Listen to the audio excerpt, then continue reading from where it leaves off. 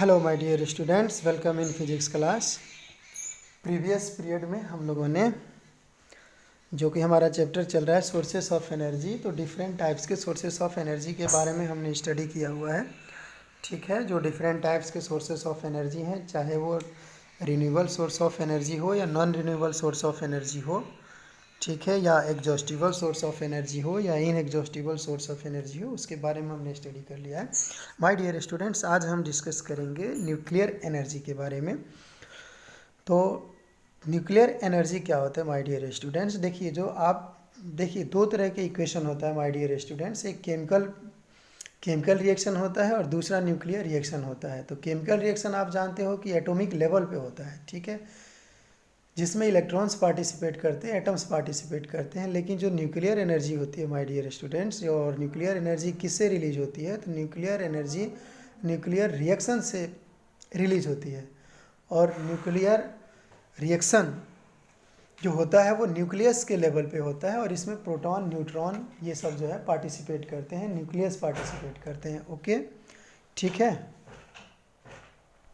तो my dear students, इसी में हम आगे बढ़ाते हैं अपने कोर्स को कि क्या होता है न्यूक्लियर एनर्जी, ठीक है। और न्यूक्लियर एनर्जी क्या होती है? न्यूक्लियर एनर्जी जो बेसिकली होती है वो न्यूक्लियर रिएक्शन से डिराइव होती है, ठीक है, न्यूक्लियर रिएक्शन से होती है, ठीक है, प्रोड्यूस होती है। तो न्यूक्लियर रिएक्शन जो है बेसिकली दो तरह का होता है, ठीक है। न्यूक्लियर रिएक्शन जो होता है वो दो तरह का होता है। कौन कौन सा होता है माय डियर स्टूडेंट्स? एक होता है न्यूक्लियर फिजियन रिएक्शन और दूसरा होता है न्यूक्लियर फ्यूजन रिएक्शन, ठीक है।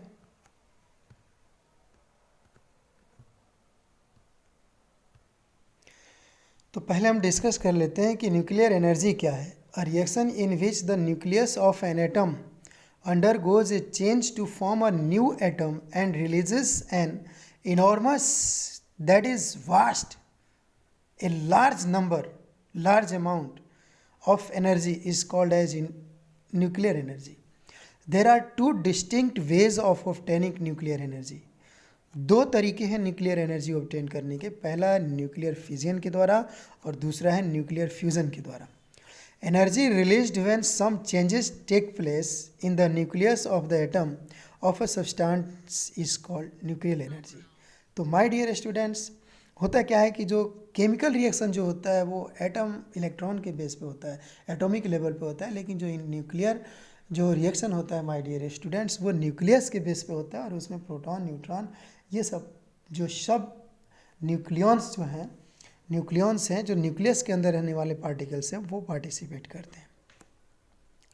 तो माय डियर स्टूडेंट्स, न्यूक्लियर जब रिएक्शन होता है तो उस दौरान एक huge amount of energy release होती है हीट के फॉर्म में, और उसी हीट एनर्जी का यूटिलाइज किया जाता है इलेक्ट्रिसिटी जनरेट करने में। Okay, it is used for heat generation, fuel for Rhine vessels, ठीक है।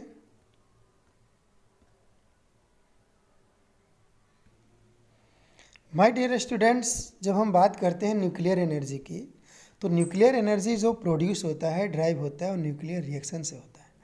तो न्यूक्लियर रिएक्शन दो तरह के होते हैं, न्यूक्लियर फिजियन रिएक्शन और न्यूक्लियर फ्यूजन रिएक्शन, ठीक है। तो सबसे पहले बात करते हैं कि न्यूक्लियर फिजियन रिएक्शन क्या है। तो my dear students, nuclear fission reaction में क्या होता है कि एक हेवी न्यूक्लियस पे जब फास्ट मूविंग न्यूट्रॉन्स का बम्बार्डमेंट कराते हैं तो वो दो लाइटर न्यूक्लियाई में ब्रेक हो जाता है, और उस दौरान एक huge amount of energy release होती है, ठीक है। लेकिन न्यूक्लियर फ्यूज़न में ऐसा नहीं होता है। न्यूक्लियर फ्यूज़न में दो लाइटर न्यूक्लियाई को जब आपस में मिक्स कराया जाता है, फ्यूज़ कराया जाता है, तो ये एक हेवी न्यूक्लियस फॉर्म होता है, और उस दौरान एक huge amount of nuclear energy heat के फॉर्म में रिलीज होती है, ठीक है। दूसरा जो डिफरेंस है न्यूक्लियर फिजियन और न्यूक्लियर फ्यूजन में, वो है it is carried out by the bombardment of neutrons over a heavy nucleus. जो न्यूक्लियर फिजियन होता है वो हेवी न्यूक्लियस के ऊपर न्यूट्रॉन के बम्बार्डमेंट से होता है, ठीक है।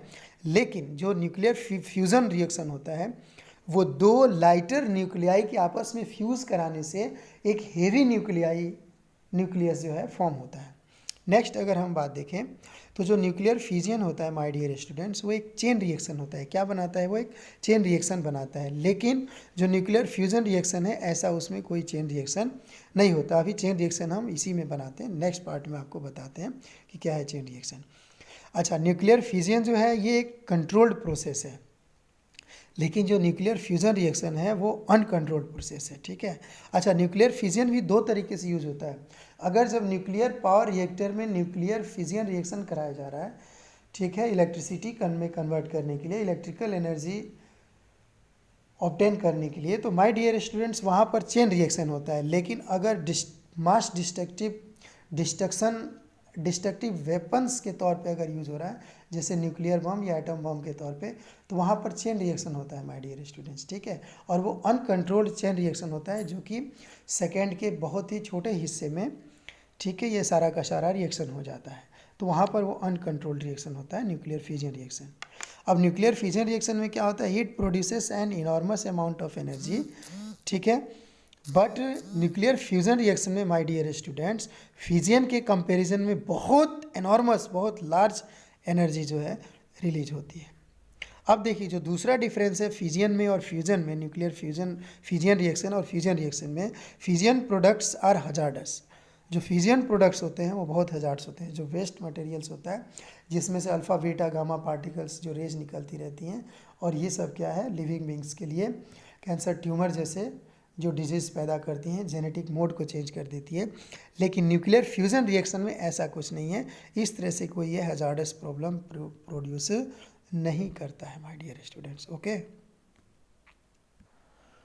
हेलो माय डियर स्टूडेंट्स, यहाँ आप देख रहे हो ये एक न्यूक्लियर रिएक्टर का डायग्राम है। न्यूक्लियर रिएक्टर मतलब क्या होता है कि ये एक पावर प्लांट होता है जिसमें न्यूक्लियर रिएक्शन कराया जाता है, न्यूक्लियर फिजियन रिएक्शन कराया जाता है, और उसके द्वारा एक huge amount of heat energy produce की जाती है, और उस हीट एनर्जी को वाटर बॉयलर में रखे हुए वाटर को बॉयल किया जाता है। ठीक है। और उसके प्रेशराइज्ड वेपर से टरबाइन के ब्लेड्स को चला करके, ठीक है, इलेक्ट्रिसिटी जनरेट किया जा रहा है। ठीक है। ये न्यूक्लियर पावर प्लांट है।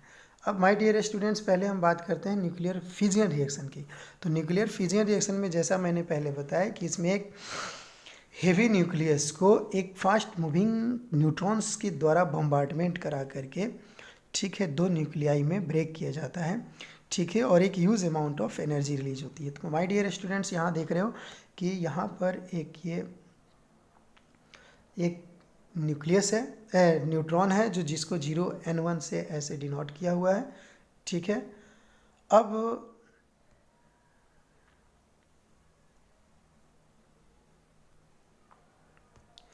फिर यहाँ पर ये देख रहे हैं आप, ये यूरेनियम है, जिसका यूरेनियम क्या है? एक न्यूक्लियस एनर्जी प्रोड्यूस करने के लिए, न्यूक्लियर रिएक्शन के लिए एक फ्यूल का काम करता है। तो यूरेनियम जो है हेवी न्यूक्लियस है, और उसके ऊपर न्यूट्रॉन का बम्बार्डमेंट कराया गया, तो वही यूरेनियम न्यूक्लियस क्रिप्टॉन और बेरियम में ब्रेक हो जाता है, और उसके साथ साथ 3 न्यूट्रॉन्स प्रोड्यूस हो रहे हैं, जो कि यहाँ पे आप देख रहे हो। ठीक है। और ये 3 न्यूट्रॉन्स फिर क्या करते हैं? नेक्स्ट यूरेनियम जो और बचे हुए उनको क्या करते हैं? ये बम्बार्डमेंट के द्वारा ब्रेक करते हैं। और इस दौरान माय डियर स्टूडेंट्स, आप देख रहे हो कि यहाँ पर 210 मिलियन इलेक्ट्रॉन वोल्ट MEVG से, जिसको डिनोट किया गया, एनर्जी रिलीज होती है। 210 मिलियन इलेक्ट्रॉन वोल्ट एनर्जी एक यूरेनियम न्यूक्लियस के ब्रेक होने से माय डियर स्टूडेंट्स। ठीक है। अब देखिए, आगे बढ़ते हैं इसको। ये होता क्या है माय डियर स्टूडेंट्स? ये जो आप देख रहे हो, ये E=mc²। ये अल्बर्ट आइंस्टाइन का मास एनर्जी रिलेशनशिप है। ठीक है। इसमें क्या कहता है कि जब न्यूक्लियर रिएक्शन होता है तो रिएक्शन से पहले मास ज़्यादा होता है रिएक्टेंट का, और जो प्रोडक्ट होता है उसका मास कम होता है। तो माय डियर स्टूडेंट्स, मास कहाँ चला जाता है? तो वो मास एनर्जी में कन्वर्ट हो जाता है इस रिएक्शन के अकॉर्डिंग। ये E=mc²।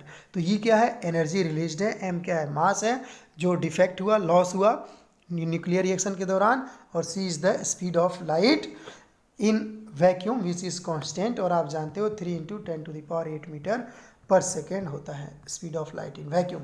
माय डियर स्टूडेंट्स, मैं आपको जानकारी के लिए बता दूं कि अगर एक AMU मास जो है मतलब एज अ न्यूक्लियर फ्यूल जिसे यूज़ किया जा रहा है न्यूक्लियर रिएक्शन में न्यूक्लियर एनर्जी रिलीज करने के लिए, तो 1 AMU मास एनर्जी में जब कन्वर्ट होगा तो 931.26 million electron volt energy release होती है माय डियर स्टूडेंट्स, जो कि बहुत बड़ी अमाउंट है। अब देखिए यहाँ पर हम बात करें, ये जो है ये जो आप देख रहे हो, ये देखिए न्यूक्लियर फिजन रिएक्शन भी दो तरह का होता है।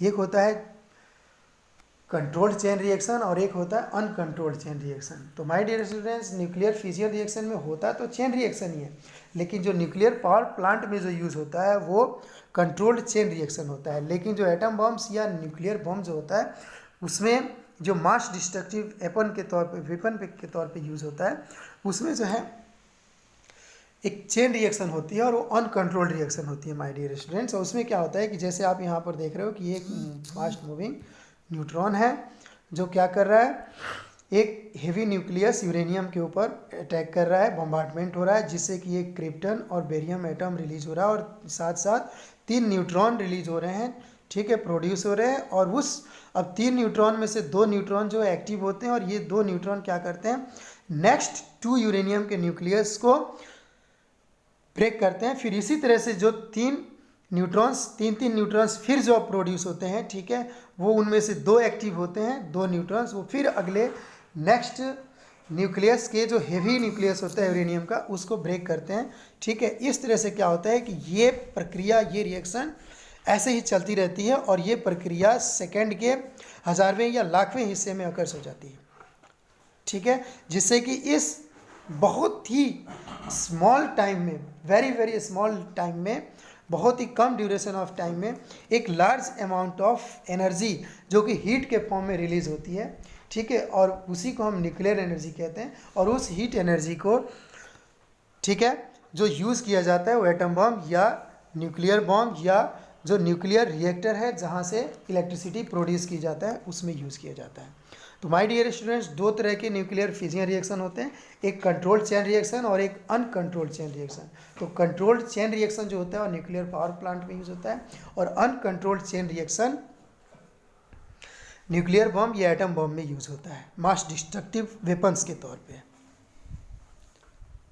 नेक्स्ट माय डियर स्टूडेंट, जो दूसरे तरह की जो रिएक्शन है न्यूक्लियर फ्यूजन रिएक्शन, तो मैंने जैसे कि पहले ही बताया आपको अभी कि न्यूक्लियर फ्यूजन रिएक्शन में क्या होता है कि 2 लाइटर न्यूक्लियाई आपस में मिक्स होकर के, फ्यूज होकर के एक हेवी जो है लाइटर न्यूक्लियस बनाते हैं और उस दौरान जो है एक ह्यूज या enormous amount of energy heat के फॉर्म में रिलीज होती है, ठीक है।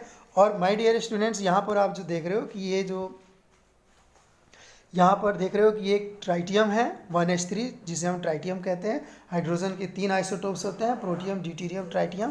तो this is tritium and this is deuterium. ये दोनों 1h3 और 1s2 दोनों मिलकर के आपस में फ्यूज़ होकर के एक हेवी न्यूक्लियस हीलियम का बनाते हैं जिसे हमने 2He4 से डिनोट किया हुआ है। और उस दौरान एक न्यूट्रॉन भी प्रोड्यूस होता है जिसे हमने 0n1 से डिनोट किया हुआ है। 0 मतलब इसका एटॉमिक नंबर और 1 यहाँ पर मास नंबर है, ठीक है, n इसका सिंबल है। तो माय डियर स्टूडेंट्स, यहाँ पर देखोगे कि जो रिएक्टेंट का जो मास है, ठीक है, वो लेस होगा in comparison to total mass of product, ठीक है। तो ये मास कहाँ चला गया, ये mass my dear students convert हो जाता है एनर्जी में, न्यूक्लियर एनर्जी में, जो कि हीट के फॉर्म में रिलीज होती है। और अभी मैंने बताया कि जो अल्बर्ट आइंस्टाइन का मास एनर्जी इक्विवेलेंस रिलेशन है E=mc², तो उसी के अकॉर्डिंग फिर क्या होता है कि जो मास है वो एनर्जी में कन्वर्ट हो जाता है। अब हम बात करते हैं कि न्यूक्लियर जो एनर्जी है उसके क्या एडवांटेज है और डिसएडवांटेज है, ठीक है। तो सबसे पहले जो न्यूक्लियर एनर्जी है माय डियर स्टूडेंट्स, इसमें जो सबसे पहले जो हम एडवांटेज की बात करेंगे तो ये है कि ये एक बार जो प्लांट को अगर इस्टाब्लिश कर दिया गया तो वो क्या होता है, इकोनॉमिकल होता है, ठीक है, और उसको ऑपरेट कराने में जो उसका कॉस्ट होगा वो काफ़ी कम होगा, ठीक है। माय डियर स्टूडेंट्स, जो मेन एडवांटेज है वो ये है कि इको फ्रेंडली है, मतलब ये किसी तरह का एटमॉस्फेरिक पोल्यूशन प्रोड्यूस नहीं करता है।